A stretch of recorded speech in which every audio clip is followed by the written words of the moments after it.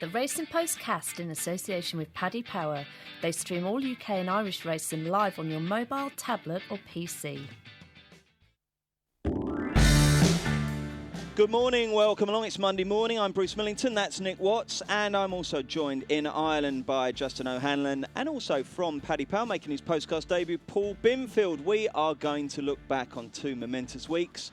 Glorious Goodwood, and I'm sure for many people, glorious Galway as well. We're going to see what lessons we picked up, which horses should be going in the horse tracker, and whether there's any juicy anti-post bets to be had.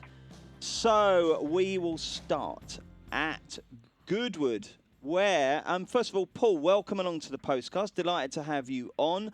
Tell us a little bit about yourself. What is your job title at Paddy Power? What does it say?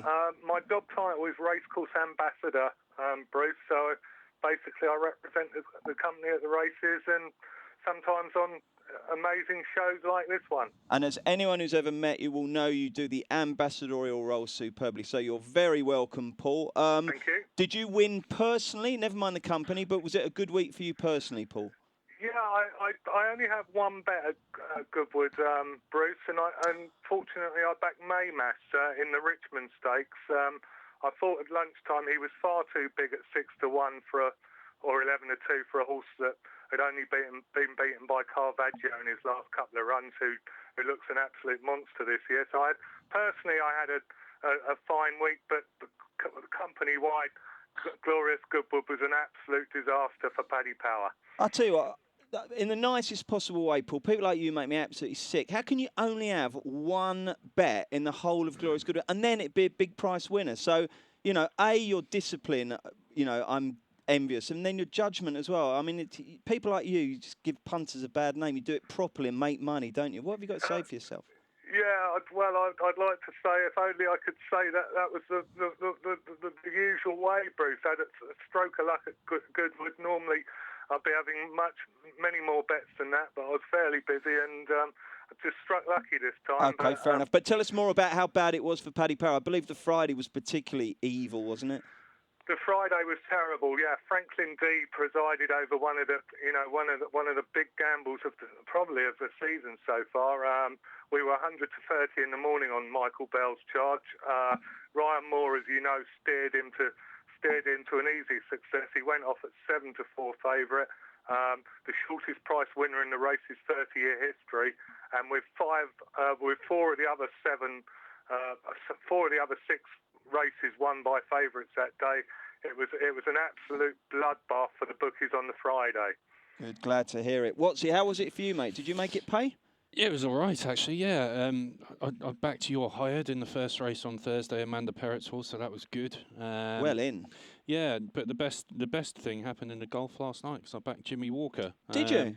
Not through any particular skill, I've got to say. My best man at my wedding is a guy called Rob Walker. His dad is called Jimmy Walker. What, Rob the Talker Walker? Rob the Talker Walker. What, the guy who says, let's get the boys on the bait? That's right. He was your best man? He was best man at my wedding. No way. And his dad is Jimmy Walker, so I always back Jimmy Walker in majors, and the system came good last night at three figures. Blimey, right, that's tremendous. Yeah. I'm more impressed that your best man was he must have done a brilliant speech, mustn't he? Yeah, he was fantastic. Yeah, he's used to public speaking, as you know. He's on the telly all the time, so it was meat and drink to him. And of course, his brother is Dan Walker, isn't it, who does BBC Breakfast? No, he's an only child. Oh, is he? I've got that wrong. Yeah, but they're good friends. Someone put me away there. But not related. Oh, okay. Well, didn't they go around South Africa in a camper van together? That's right, yeah. Well, I assume they were brothers then. That's no good. But anyway, okay, that was good. And also, he's a brilliant dancer, very energetic dancer as well, isn't he? So no doubt at the reception he was. I was surprised you've seen that bit. Yeah, he's Adrian Humphreys told me that after the snooker final, he lets his hair down. And really he goes does. He's well known for his moves. Yeah. Well, that's the furthest we've ever got off the beaten track. We'll get back on it now. Justin O'Hanlon. First of all, we'll get your Galway reflections in time. But did you get involved at all at Goodwood punting wise, Justin? Well, I'm going to be in sympathy with Paul and say I had only one bet at Goodwood as well. But did it win? It was the Gurkha, yeah. And I'm still kicking myself that I didn't back Maymas as well. But anyway, 1 out of 1, 100%. I'm happy with that. And Galway was pretty good too. Jolly good. Well, we'll come on to that. And we will also get stuck into dissecting all the big races, starting with the Sussex Stakes. Here's Paddy Power's latest horse racing offer. It's money back as a free bet if your horse finishes second to the SP5 at one meeting every day this month. Paddy Power, you're welcome. Max free bet £25, 18 plus. Please gamble responsibly.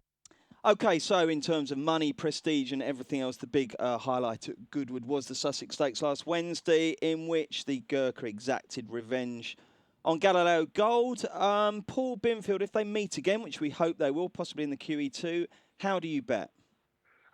We go 2-1 favourite, the Gurkha, Bruce. 3-1 Galileo Gold to try and gain revenge. 8-1 the fast finishing Ribchester in the Sussex Stakes. And same price Bilardo, 12-1 Bar. How can you be so big on Ribchester? Because he was the moral winner, wasn't he? Not just because I backed him. That's not just bitterness. I mean, he was definitely the unlucky horse, wasn't he? Yeah, I suppose he was unlucky, Bruce. But you have to say the Gurkha only won by a neck. But I'd say it was a quite easy neck if you can get one of those. And you know, he was unlucky against Galileo Gold at Ascot when he was very slowly away. Some people criticised Ryan Moore, but I think it was more to do with the getting away slowly. And the Gurkha looks an absolute beast, especially over a mile. Fair enough. Justin, was that you saying no, he wasn't unlucky? Yes, it was. He was unlucky. Of course he was. Watch it again. No, Doyle's on the inside.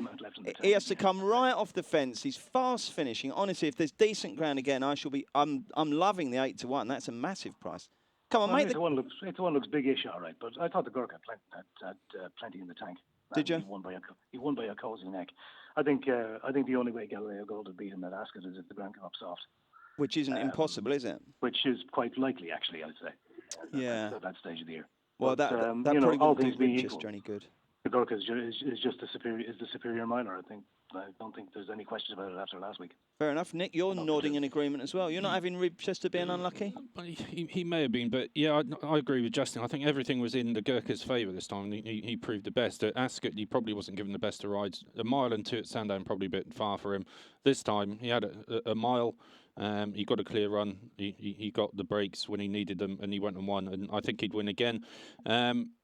Ascot in October, if it turned into a monsoon, as it often does at that time of the year, the 12-1 about Bilardo would interest me if it turned in soft or heavy, because it doesn't come down to class 10, it's who goes through it best, and Bilardo goes through it very well. But on an normal racing surface, I think the Gurkha will prove to be the best of these three. Do you think these are good, these horses? Do you think this is a decent crop? I mean, they saw off the older horses well enough, didn't they? Yeah, I'd say so. And they're holding their form really well, aren't they? I mean, Galileo Gold, you know, he's out in the Guineas. The Gurkhas, he's been on the go for a while as well. But it's a tribute to both of them, Hugo Palmer and Aidan O'Brien, and they're keeping them on the boil all summer, and they're holding their form really well. So, yeah, I think they're good. Justin, are you a fan of this crop of classic generation milers? Justin, are you still with us? Sorry. Yeah, no, sorry, I was getting a message. What was the question again, Bruce? Sorry. Oh, don't worry about it. Minding. Right, what do we make of mining? First of all, Paul, was there money for mining, or you know, because I mean, all these Aidan horses were getting smashed up all week, weren't they? Did they come in and give you one last kicking even at the short prices, or was it a race to savour rather than bet on? Yeah, more of a race to savour, Bruce. But it's she gets put in these multiple bets, and with Dancing Star being really well backed in the Stewards Cup, she was more of a hindrance in the multiples, but. You know, it was a race for the purists, and we look forward to seeing her possibly taking on the Colts and the Geldings in the near future. Well, what did you make of it, Paul? Did we learn anything particularly? I mean, you couldn't call it the most sparkling display of all that she's produced this season, could you? No, I mean, you'd have to say it was more workmanlike than impressive. Although our traders did think it was a good enough performance to cut her for the Arc, and we made her 7 from 8 for the Arc.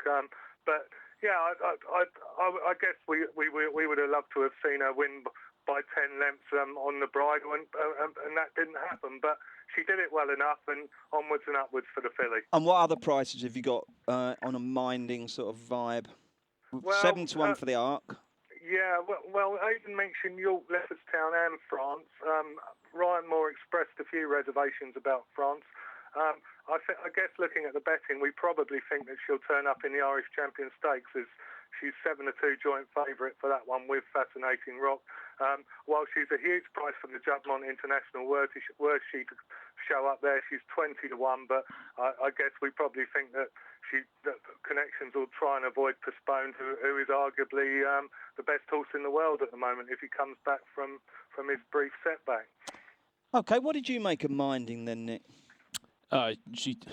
Aidan O'Brien hit the nail on the head afterwards. He said she's just a professional, and I think that's the right word for her. She wasn't sparkling. She didn't win by far, but she's raced 5 times already this season, and she's raced in 2 Guinness, and she's been to an Oaks. She's having a tough season in terms of they're wheeling her out quite a lot. So I think if you can win kind of within yourself, doing enough to win the race, put it to bed, but not kind of doing the flashy thing, winning by 5 or 6 lengths. I think that's how you preserve a horse over the season, and I'm sure they've got big autumn plans for her, probably the Irish Champion Stakes. So I think it's great that they won it. It was never going to be flashy, I don't think. They just wanted to get the job done. Was it kind of the equivalent of, do you remember when Ferguson's Man United used to win 1-0 and they'd say a sign of a class team is that they win without looking particularly good, yeah? I think that's exactly right. She just analogy it was perfect for her, and there'll still be a horse there for the autumn, which is what they want. Justin, we had to dump my suggested headline of Blinding Minding just keeps finding, because she wasn't really blinding, was she? No, workmanlike. Did what she had to do. You're struggling for words to rhyme with workmanlike for a getting headline. boxed in on her again. I would have my suspicions whether she'll take on the Colts in the near future. She's in the Matron Stakes at Leopardstown as well, dropping back to a mile, which is perfectly feasible as well, I would say. But you'd certainly hope that she'd take on the Colts in the Champions Stakes. Then we'll know what she's really about. Do you think we'll see her at Shanty for the Arc, Justin? No, I wouldn't. I don't think so. They've got the winner of that already, haven't they? Order of St George. So they don't need to worry about that, do they? It's take your pick. It could be Order of St George. You wouldn't dismiss his chances certainly. But who's your early like Highland Reel and hopefully US Army Ranger as well. Who's your early Arc fancy, Justin? My Arc fancy has been a fascinating rock since the spring. And he was a big price back then. He was 12 or 14 to 1 back then, which I couldn't quite understand. But yeah, he's I like to have him on my side. You're with me on Order, aren't you, Nick? Yeah, massively. Going down the kind of same philosophy as Westerner a few years ago. Classy stayer, very, very good stayer, but more to offer at 1.5 miles. So yeah, a bit of cutting the ground at Shanty, big chance. Paul, have you? When has a great stayer ever won the race? A thorough stay. Ardros was thorough stay. Ardros was beaten. Ardros was second in the race. Oh, was he? Oscar Schindler was fourth. I was only little. Let me think now. I just think he's so classy. I think he's got so much more to offer at this trip, and I think if it comes up a bit soft, I think he'll take the world a beating. Paul, have you eyed up the Arc yet with a view to a bet? Yeah, I think I'll probably go with Harzan, the dual Derby winner, Bruce, to give Dermot Weld a bit of compensation for not winning his usual crown at Ballybrit, which no doubt we'll touch on a bit later. We certainly will, yeah. Okay, what do we think of Dancing Star? Do you think she can be a major player next year in the Group 1 sprints? Indeed, this year, Nick? Yeah, definitely. We saw a Magical Memory last season. He bridged the gap into group races. Hasn't quite done it at Group 1 level, but he won a Group 2 at York earlier in the season. I don't think there's a huge difference between these top grade handicaps and getting into group races. If you can run fast, you can run fast. And Dancing Star certainly proved at the weekend that she's very quick and she's got all the right heritage, and she's related to Locksong, who went on to do great things as well. So I'm sure Andrew Baldwin will be very excited about her, and rightly so. Yeah, absolutely. Did she impress you, Justin? I suppose. I think it's obviously the gap you have to traverse between big handicaps and group races in sprints is less than at other distances. So there's every chance that she could be a group class sprinter. Fair enough. And Paul, I mean, the more you look at the sprints, we're back to kind of divvying them up quite fairly between a group of sprinters. Doesn't it make you regret the fact that Maraha got packed off to stud so early? I mean, he would have absolutely mopped up again, wouldn't he? Well, you'd have to say so, Bruce. Yeah, connections might be ruining that, but whether Dancing Star can bridge the gap, Nick says definitely. I'm not so sure. I'm not getting too carried away yet. The media and your paper are making comparisons with Locksong. I'm not sure. She crept into the bottom of the weights, Nick and Bruce, and I think she's. It's a long gap between the bottom of the weights in the Stewards Cup and winning the big sprint on Champions Day, which Andrew Balding was talking about targeting. Stop being so bloody sensible. We're here to hype things up out of all proportion, build them up to knock them down, all that sort of thing. Okay, best talk we've ever seen then, Bruce. That's better. Okay, rest of the glorious Goodwood highlights. Big Orange was good, wasn't he, Watsy? What a tough performer he is. Yeah, brilliant. I was there that day, and there's a lot to like about the horse, isn't there? He just keeps coming back and doing it, and he did it over a mile and a half the time before.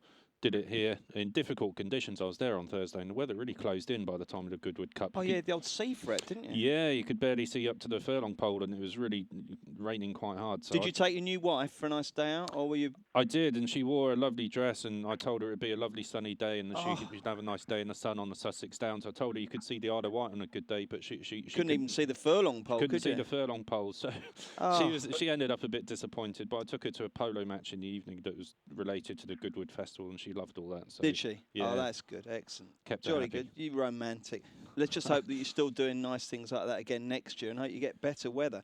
But Big Orange, what price is Big Orange for the Melbourne Cup, Paul? You can have 20 to 1, Bruce, if you fancy. Is that just for me, or is that everyone? That's for everyone, Excellent. Bruce. We don't give preferential rates to journalists. And I don't accept preferential rates either. So that's good. Everyone's 20 to 1. Would you be backing Big Orange at 20 to 1, Watsy? I think it's got a chance. I think the key to the Melbourne Cup is it's over 2 miles, but you need a quicker horse than that. You need a horse that could win over a mile and a half, mile and 6, but would stay 2 miles. Big Orange is your classic horse like that. Good enough to win a Group 2 at Newmarket last time over a mile and a half, but stays 2 miles too. So very, very tough. And yeah, I mean, he went down under last year, didn't he? And it didn't do fair badly at all. I'm sure they'll be going back. Okay, Justin, give us another horse that you thought looked the part at Goodwood and might have a bit of a future and be worth following from a punting perspective. War Decree, I thought, put up a very decent performance in the Vintage Stakes. He was pretty much as green as grass at Newmarket the time before, and he looked a fair bit more professional. Even if they do have something to work on, he'll get a mile handily, and he could be a nice middle distance prospect for next season. I thought Maymas was a terrific performance as well in the Richmond Stakes, wasn't it? Dwarfed by the other horse all the way inside the final funnel, but he's a tough little battler. But as for the future, I don't think they see much beyond him, much for him beyond his 2-year-old days. But certainly he's a tough boy, and he was a more than worthy winner of that race. And how does it work over there in Galway? So you've got Galway and Goodwood on the same week, which shouldn't happen, should it? But do you guys all watch the early action from Goodwood and then get stuck into what's unfolding in front of you at Ballybrett? Yeah, that's pretty much it. Excellent stuff. Paul, give us a horse that you particularly found eye-catching at Goodwood last week. I really like Take Cover winning for smaller trainer David Griffiths, Bruce. Second time he's won the King George Stakes down at Goodwood, close in the race last year. And I think he'll probably head up to the Nunthorpe Stakes at York now, and he looks a fair price at 12 to 1. Okey-doke, jolly good. Right, well, let's get stuck into Galway in just a mo. Here's Paddy Power's latest horse racing offer. It's money back as a free bet if your horse finishes second to the SP Fav at one meeting every day this month. Paddy Power, you're welcome. Max free bet £25, 18 plus. Please gamble responsibly. Welcome back, Bruce Millington, Nick Watts, Justin O'Hanlon, and from Paddy Power, Paul Binfield. We've looked at Goodwood. Let's look at Galway. I was about to call it Goodway, where, of course, we absolutely jinxed Dermot well, didn't we? He's been champion trainer at the Galway Festival every year since 1997. We sign him up as a daily columnist at vast expense, and he goes and loses it to our other columnist, Willie Mullins. Absolutely sensational scenes. Did you see that coming, Justin? I hadn't really given a whole lot of thought to it beforehand, but I mean, he's won 20, I think 19 or 20 in a row before this year. You would have expected him to do it again, but I mean, I suppose if you're talking about the cracks appearing, if you can use that term, he was lucky that they changed the scoring system last year, because he actually had less winners than Tony Martin at the meeting last season. But on the countback of placed horses, he actually managed to win it. But there was, no such luck this time around. I think one thing to note, actually, I looked up a little bit about this, but he didn't have the jump horses this year, and he didn't have the handicappers. Going into last week, Dermot had 47 winners this season, and only 6 of them had been in handicaps. And he's all of his horses seem to be more or less at the high end, winning maidens, winning razor races, winning stakes races, and there just aren't enough of those at Galway. So I think it's certainly a fact. That certainly was a factor this year. Which of those two do you do the best impression of, Justin? Willie or Dermot? There's a tough one. I'd have to say neither of them would be my best. They wouldn't be in your top three, no? No, not really. No. Bolger still number one. I tend to operate more at the lower end. Oh, fair enough. Okay. The handicapper end. All right. Well, what was your overall view of Galway this year? A vintage festival? Did you enjoy yourself? Every time I looked, it looked like it was absolutely chucking it down. Yeah, it's that has been an unfortunate trend over the last few years. Crowds were down over the week too.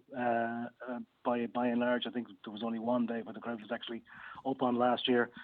I had a good week punting, if that's of any relevance. It is very relevant. I'm delighted good week for you. hitting as well. Are you going to be smashing into Nottingham Forest with the new season coming up soon? Massive Forest fan, Justin? No, I don't think so. No. We're still trying to approve the takeover this Greek owner, which I think we're all fairly wary of, considering his past. All right, then. Or his present, even. Okay, well, we'll get stuck into the individual races. Clondor Warrior won the Galway Hurdle. He's the most incredible horse, isn't he? And I mean, Paul Binfield, there's about 20 different races you could price him up for next, isn't there? Yeah, it's a tricky one to know where he's going for. Willie mentioned the American St Ledger at Arlington and the Lonsdale Cup at York. I'd imagine, the girls who own him would fancy a trip to Chicago, and maybe he'll go to Arlington. I'll tell you what, if you were doing a list of horses that would be fun to own, that Clondor Warrior, Justin, he'd be right up there, wouldn't he? He's an absolute star, isn't he? An absolute, he's a money printing machine. It's considering he started off winning flat handicaps off a mark of around 50 or 51 a couple of years back. Now he's winning. Now he's winning. That was on the flat, and now he's winning Galway Hurdles, winning this race on the flat as well, or at least competing in them. Incredible. I think it's you really have you've fallen well if you're part of that syndicate. But they're very nice people, and they deserve their success. Nick Watts, I guess you were keeping one eye at Galway, weren't you, while you were waiting for the sea fret to clear at Goodwood? What did you make of Lord Scoundrel, who won the Galway Plate? Yeah, he was good. He stayed on really well, and there's kind of loose talk of maybe possibly going for the Grand National or something like that next spring, and you can kind of see that. The Galway Prize, although it comes out of season in terms of national hunt terms, the results do have more relevance towards the winter these days. Some good horses winning, and Lord Scoundrel had some really good form in graded chases last season. I think that puts him up, probably put him up into the 150s this win here. So. That get him into the Grand National these days is so much a better race that you almost need to be 140s, 150s even just to get a run. So definitely one to keep on the radar, yeah? I think so, yeah, no, definitely. And just quickly, the other thing I took from Galway, Justin will second this, I'm sure, but if anyone saw the ride on Penhill that Ruby Walsh gave him, it's absolutely extraordinary. Talk about jockeys making a difference between defeat and victory. This horse was going absolutely nowhere. He's hitting virtually every hurdle, and he's behind going into the dip. Somehow Ruby Walsh nursed him into contention and got him home. It was absolutely extraordinary. I think it was done at 999 as well, the ceiling price for about 16 quid. But it was unbelievable. If you haven't seen it yet, go and watch it. It was amazing. Would you echo that, Justy? Oh, brilliant. One of the best I've ever seen, I'd say. Okay, Justin, other horses that you like from Galway? Ivan Grozny was pretty impressive in the mile and 6 razor race on Friday. I think Willie's talking of sending him to the Ebor, and interesting what Declan McDonough said afterwards. He said he's as good a stayer as he's ever ridden. I don't know how many good stayers Declan has ridden, but he's a former champion jockey, so I presume he's ridden one or two. And Dermot Wells-Silly, that won on Tuesday night, whose name I've conveniently forgotten. Azira, the very one. She did a bit of tail swishing in the final furlong, but she got there doing an absolute half speed, and she quickened up well. I thought she was in front far earlier than Smullen would have wanted, but she looks to me like she could. She fits into the could be anything bracket at this early stage. Jolly good. Paul, obviously Goodwood no good for you from a bookmaking perspective. What about Galway? Did you manage to get a bit back there? Galway was a bit better, Bruce. Clondor Warrior in the hurdle was a dreadful result. That one going off 9-2 favourite after being 13-2 in the morning. The plate was a little bit better with Road to Riches. Hopefully that horse is all right, but I think he pulled up lame. But he went off a very strong favourite. So and Lawn Scoundrel was a better result at around 10 to 1. Bruce. Okay, right. One horse each to go into your horse tracker from everything we've seen in the last 7 days. Nick Watts. Who are you going to go for? Bear Valley, Mark Johnston's horse, who won on Thursday. Really impressed with him. He'll win again. Okay, Justin. I'm going to go back to that filly's maiden at Galway last Tuesday. Filly of David Watchman's to finish fourth, called Falling Leaves. Okay, and Paul Binfield. Who's your horse to look at? Justin does an excellent impression of Brendan Duke, by the way, Bruce. Senior or junior? Senior. I'm going to go for his horse, Letter Focus, who was 6 in a handicap at Galway and possibly runs at Tipperary on Friday evening. Lovely stuff. Before we go, of course, there was that really good Group 1, the Pre-Rothschild at Deauville yesterday, and Kemar stormed to victory. She's good, isn't she, Nick? Looked very, very good. Yeah, I suppose if you were criticising, you'd want to see Alice Springs and Lumiere run a bit better than they did. They were out the back, but you can't argue with the way she did it. She did it very nicely. Very good indeed. OK, guys, thank you very much indeed. We will be back on Friday looking ahead to, among other things, the Shergar Cup, so please join us for that. The Racing Postcast in association with Paddy Power. They pay more extra places than any other bookie.